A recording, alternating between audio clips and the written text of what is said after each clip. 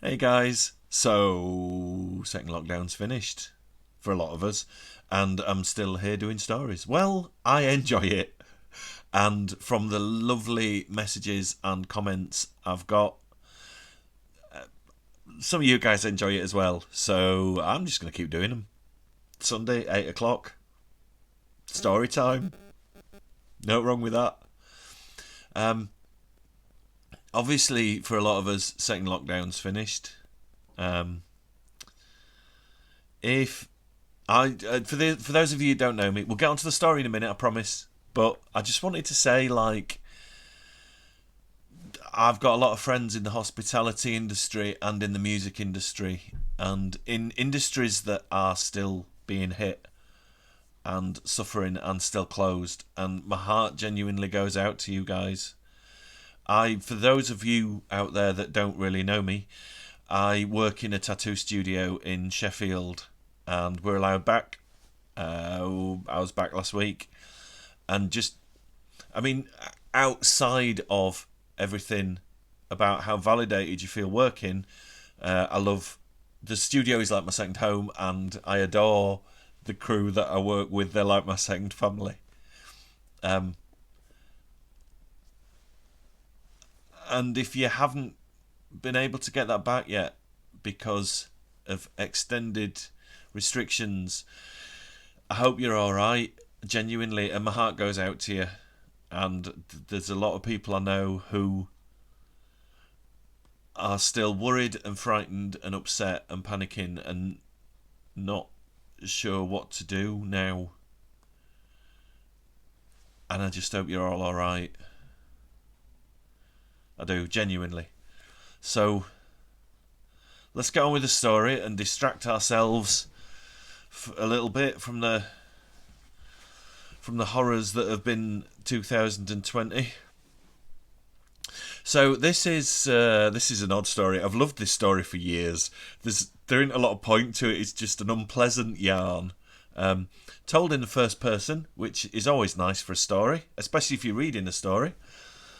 It's called Strictly for the Birds, and it's by Lindsay Stewart. My name is Mason, and I have a pretty wife and 2 children. At least I had a pretty wife. Now I have only the 2 children. They, thank God, were too young and innocent to comprehend fully the real horror of what happened in a park in North London last Sunday week. My wife, Elizabeth, now lies in a hospital in Epsom, her face distorted with fear and disgust.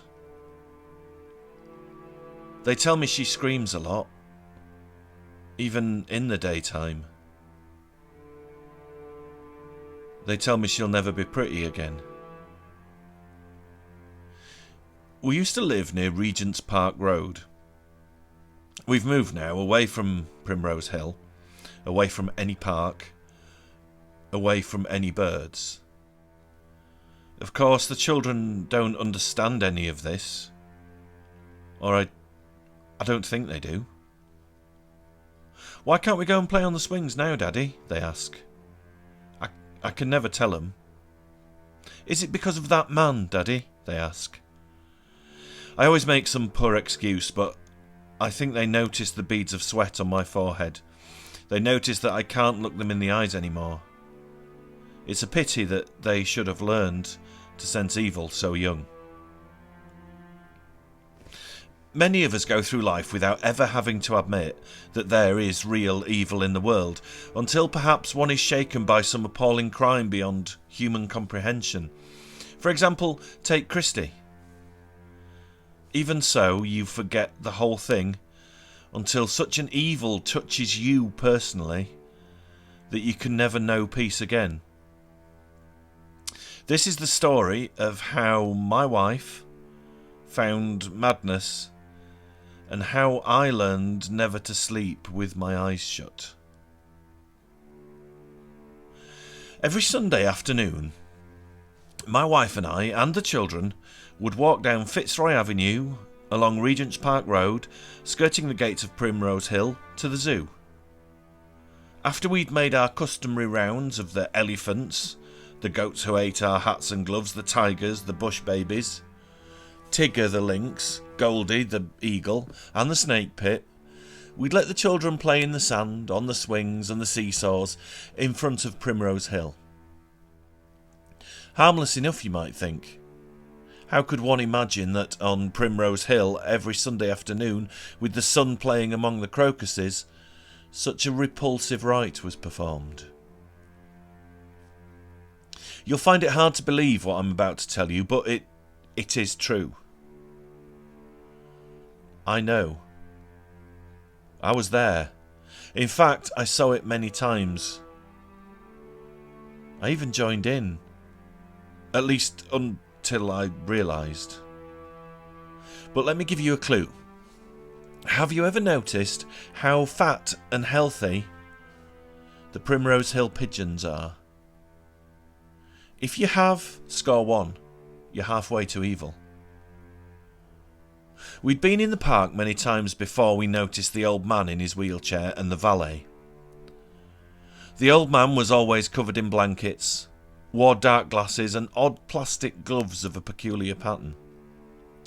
I thought then that perhaps he had some skin complaint and that the gloves protected his frail hands from the sun and the wind. His face was rather pitted, his complexion sallow and wrinkled. Of course, my wife noticed him at once. At 3 o'clock in the afternoon, the old man would be wheeled through the gates by a tall, dark man of about 40. They would always rest in one place, the valet standing stiffly behind the chair, the old man fumbling with a bag of what appeared to be breadcrumbs, his toothless mouth miming soundless words. Then, together, they would feed the pigeons. Both of them had noticed my wife and me. The old man tried to smile at the children a few times. His red tongue flapped about in his mouth as though he were desperately trying to say something to them. Poor thing, my wife observed. It was some weeks before we actually approached the old man. I had sensed that something was wrong, though I didn't know what then. I tried to stop my wife from ever going near him, but she merely said, "Puh," to me. The valet didn't seem to welcome visitors and discourage conversation with his silence. The old man smiled. My wife talked about the weather. Then he handed her the white paper bag, indicating that she should feed the clustering throng of pigeons around his chair. She threw a handful of the contents to the birds, and they all rushed towards it, fighting and flapping over each tiny morsel. The crumbs were rather green, very soft and crumbly, like rotting cheese. My wife grimaced when she touched it. It was slimy. With a lift of her eyebrows, she asked what it was that the birds were gobbling so ravenously, but the old man only flapped his plastic-covered fingers and crowed with delight.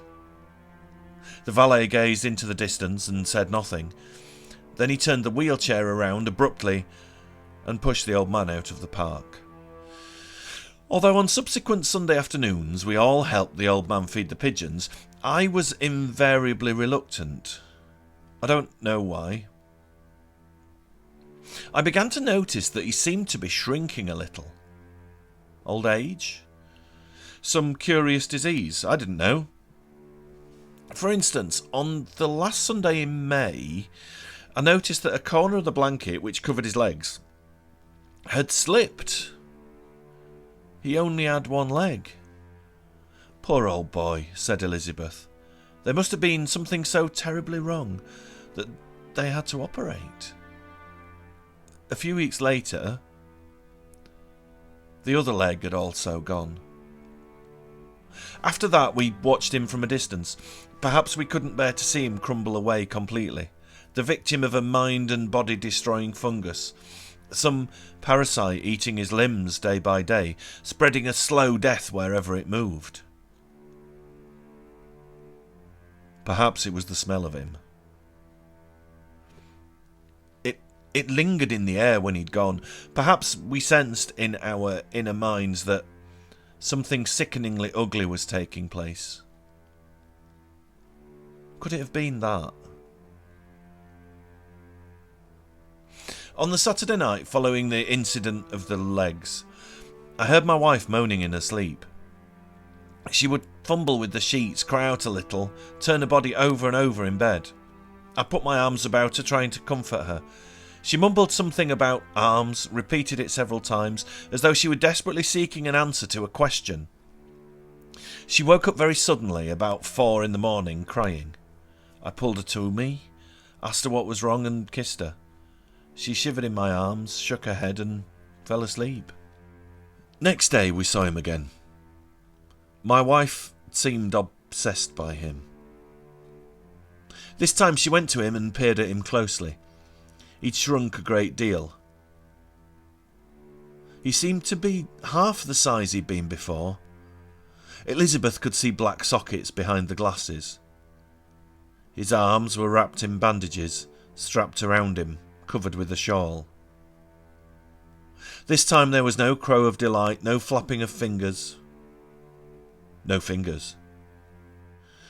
The old man was a lump of bandaged, rotting flesh, limbless, eyeless.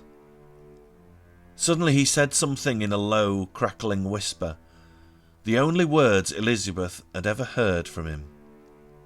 He said urgently, "Feed them! Feed them!" The valet said, "Go away! Do not interfere, he is very ill." My wife ran back to me, pausing only to look behind her and see the attendant produce the unusual large paper bag of evil-smelling crumbs for the pigeons, who fought wildly around the chair, perching on the back and arms. After that, Elizabeth's state of mind deteriorated rapidly. I took her to our doctor, who gave her some iron pills and told her she needed rest. She took to sitting in an armchair in the corner of the room, fumbling with her fingers, picking at a piece of thread from a cushion. She said very little, answering questions in a monotone. I meant to take her to a psychiatrist of my acquaintance in Wimpole Street. On Sunday we went to the park as usual. I didn't want Elizabeth to come with us, but she insisted. The children were playing happily on the swings. Elizabeth sat on the bench, gazing with utter concentration at the entrance to Primrose Hill. I was reading the colour sections. When I looked up from the magazines, she'd left my side and was standing 50 yards in front of me, facing the gate. I think she was talking to herself. My watch told me that it was 3 o'clock. This time, only the valet came through the gate. No wheelchair, no old man. Only an umbrella and a bag of crumbs larger than usual. I think I knew what was coming when my wife turned to me and screamed at the top of her voice. The valet dropped the bag and fled, the soft, green, fleshy crumbs spilling on the grass.